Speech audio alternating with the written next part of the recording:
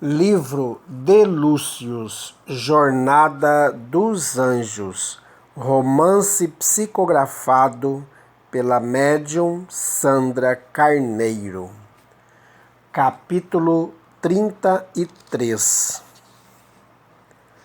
Na colônia espiritual, próxima à crosta, sentados em semicírculo em ampla e iluminada sala, reuniam-se em oração Elvira, Constância, Angélica, Helena, Henrique e mais 4 espíritos. Silenciosos pediam pela libertação de Constantino, ainda escravizado por Núbio e outras entidades que o serviam. Naquela noite realizavam vibrações especiais destinadas àquele irmão que também viera de Capela e que permanecia na escuridão do orgulho e do egoísmo por não conseguir deixar a luz de Jesus brilhar em sua alma.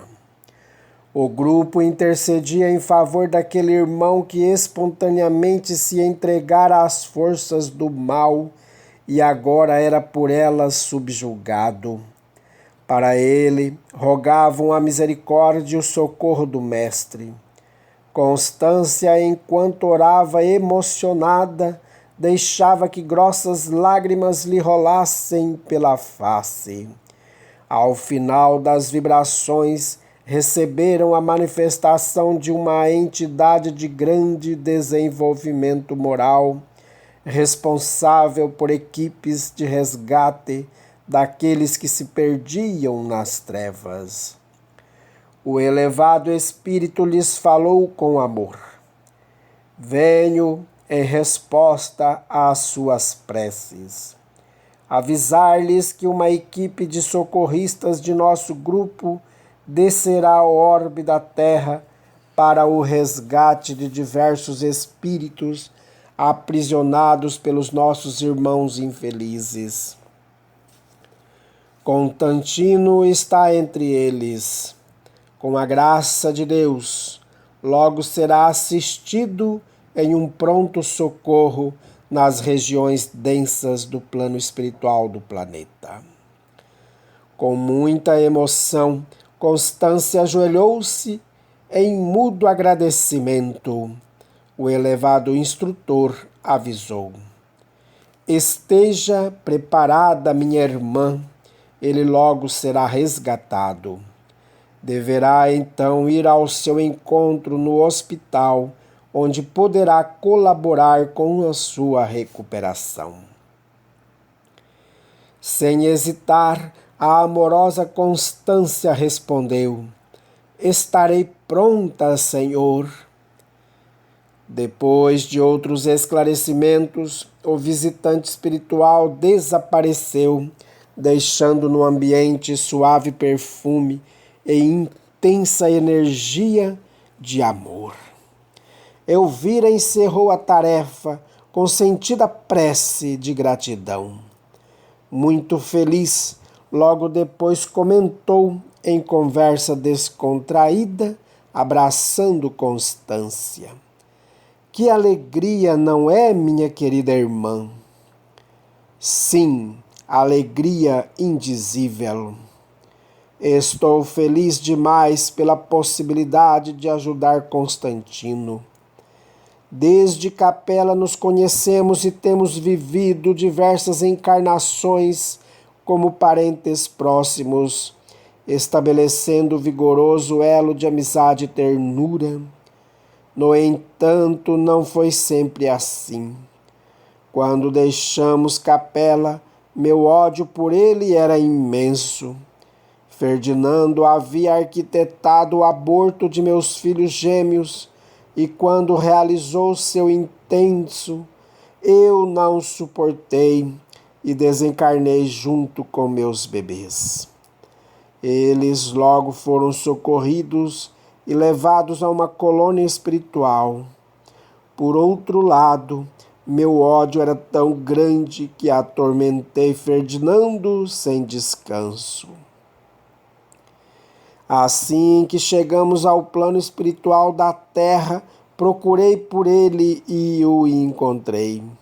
A situação espiritual dele me facilitava atingi-lo com meu ódio. Por muito tempo nos perturbamos mutuamente, ora nos alternando no plano espiritual, ora ambos encarnados, e foram experiências muito dolorosas. Finalmente, o amor de Deus me alcançou e ainda como hebreia comecei a me preparar para receber Jesus e servi-lo, obedecendo aos seus ensinos libertadores. Por ele fui enfim libertada dos pesados aguilhões do ódio e do orgulho, mas com Ferdinando foi mais difícil. Quando encarnou como Constantino, ele sentia que estava pronto para servir a Jesus. Sua grande evolução intelectual e seus conhecimentos o capacitavam para fazer frente à pesada tarefa que se propôs realizar em favor da humanidade, apoiar o cristianismo primitivo, ajudando os cristãos a se fortalecerem e se estruturarem, preparando-os para crescer e tirar os homens da escuridão. Entretanto, como todos sabem, ele sucumbiu. O fato de estar preparado não foi suficiente. Ele não conseguiu dominar-se a si mesmo e fracassou. A bela mulher fez longa pausa antes de concluir, limpando as lágrimas. Estou muito feliz por saber que em breve ele será resgatado. Que Jesus o ampare e o abençoe. Alegremente apoiada pelo amoroso grupo, seguiram em animada conversa em torno das tarefas de auxílio a que se dedicavam. Naquele mesmo instante, Núbio, que estava ao lado de Sigismundo e sentiu as emanações amorosas de Constância e do grupo que a apoiava, resmungou irritado. Estão a me cercar com essas vibrações irritantes, mas não me impedirão de destruir Rus, bem como de rechaçar qualquer tentativa de reduzir meu poder sobre os homens. Com seus planos em andamento e a ponto de se concretizarem, Núbio, interessado em acompanhar cada detalhe pessoalmente, afastara-se de Constantino. Algumas noites mais tarde, um grupo de espíritos entrava nas dependências onde estava preso aquele que fora imperador romano. Eram os socorristas que, adensando sua forma espiritual, a fim de se assemelharem aos algozes, logo o localizaram. Em rápida operação, o libertaram e o levaram para o pronto-socorro, junto com outros espíritos recolhidos na mesma condição, sendo todos acomodados em ampla enfermaria e recebendo medicamentos e tratamento adequado a cada situação. Constância, que ali os aguardava, comoveu-se ao ver o estado em que se encontrava Constantino e se uniu àqueles que o haviam resgatado para ajudá-los com ele e também com os demais. Depois de árduo trabalho, encontrou Angélica, que indagou: como ele está? Agora, sedado em profundo sono, vai precisar de bastante tempo para recobrar a consciência. Deverá reencarnar logo. Tão depressa? Sim, será a melhor maneira de escondê-lo de Núbio e de auxiliá-lo a recuperar a consciência. Será enviado para a Terra em condição de demência e esperamos que a família consiga suportá-lo o casal está preparado para gerar a criança e creio que Constantino será levado amanhã mesmo. Não seria melhor deixá-lo aqui por mais algum tempo? No seu estado atual, ainda sob forte influência de Núbio, este seria capaz de fazê-lo fugir daqui e ir ao seu encontro na primeira oportunidade. O melhor para ele agora será regressar à terra o quanto antes. Ficará imóvel sobre uma cama, sem poder falar ou se movimentar. Assim, aprisionado pelas condições materiais, será mais difícil de ser encontrado. Poderemos ajudá-lo durante o sono e prepará-lo para regressar ao nosso plano em melhores condições. E por quanto tempo ficará na Terra? Creio que não mais do que 8 anos. É uma abençoada oportunidade que ele terá, graças a Deus. Angélica abraçou a amiga e disse que Jesus dê a ele muita força. Que assim seja. Na manhã seguinte, em Ruzinic, Jan Hus recebeu uma intimação de Sigismundo que exigia sua presença no concílio de Constança. O rei esclarecia que seu objetivo com esse concílio era a pacificação religiosa da Boêmia e que, pela influência que Jean exercia sobre o clero e sobre o povo, sua presença seria fundamental. Com a permissão da espiritualidade que o assistia, Jan Hus retornou a Praga e encontrou-se com o rei. Depois de longa conversa, durante a qual procurou diplomaticamente persuadir Jean a comparecer ao concílio, Sigismundo ofereceu seu último argumento. Eu lhe garantirei proteção para entrar e sair de Constança em segurança.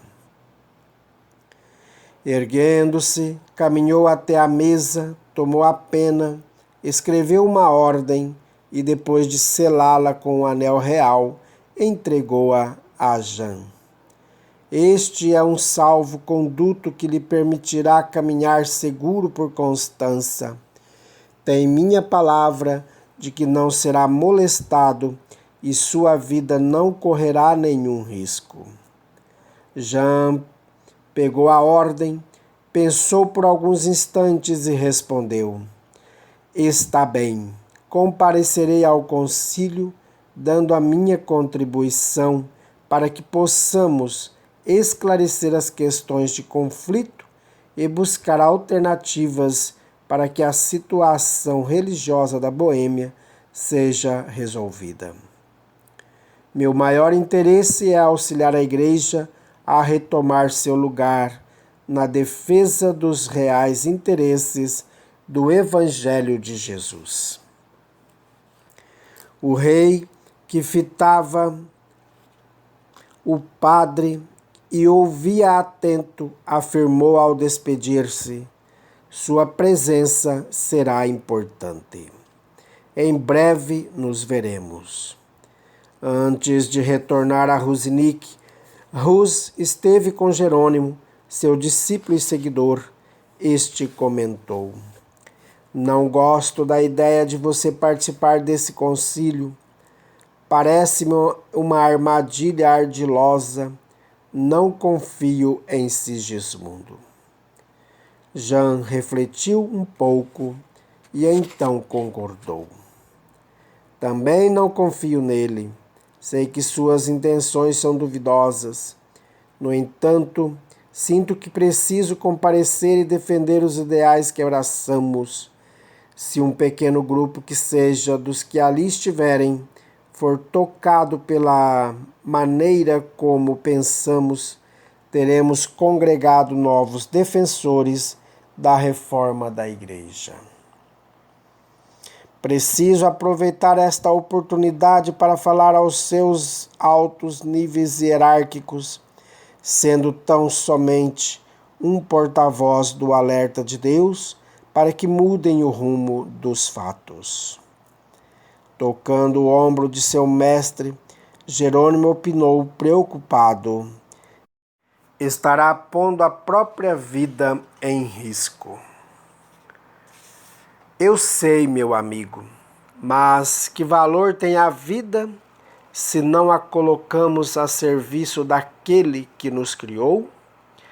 Devo aproveitar a oportunidade de falar aos quatro cantos em alta voz os princípios esquecidos pelos nossos irmãos, que, como se dormissem, estão dominados por uma força estranha que os aprisiona a alma e o coração, impedindo-os de enxergar, de compreender? Ou é preferível esconder-me e esperar até que me prendam e façam o que quiserem? E não tenha dúvida de que farão isso, caso decidam. Não, minha vida terá mais valor se for empregada em algo de um significado maior e mais útil. Depois de breve pausa, prosseguiu, inspirado por Angélica e Henrique que o assistiam. Além do mais, não estarei sozinho. Temos sempre o amparo do Senhor e de seus anjos. Deus estará comigo. Lembra-se da passagem das Escrituras Sagradas em que Eliseu pede a Deus que abra os olhos de seu servo para que veja o exército espiritual que os acompanha. Esta citação está na Bíblia, encontrada em 2 Reis, capítulo 6, versículos 15, 16 e 17. Jerônimo, relembrando o texto, o citou. E Eliseu orou e disse: Ó Senhor, peço-te que lhe abras os olhos para que veja.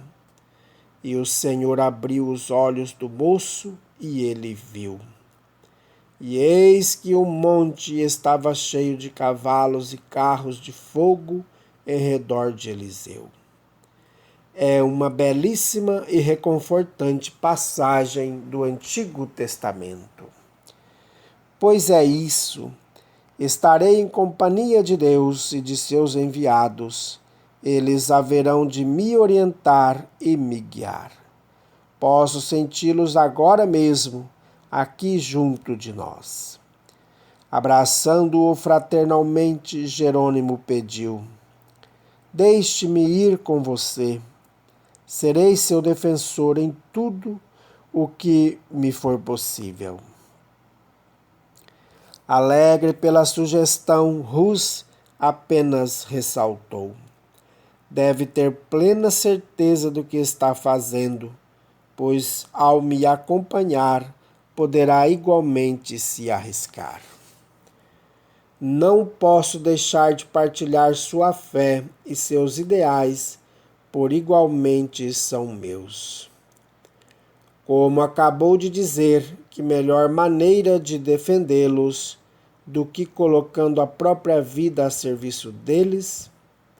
Assim sendo, aceitou sua prestimosa companhia, que me fará grande bem.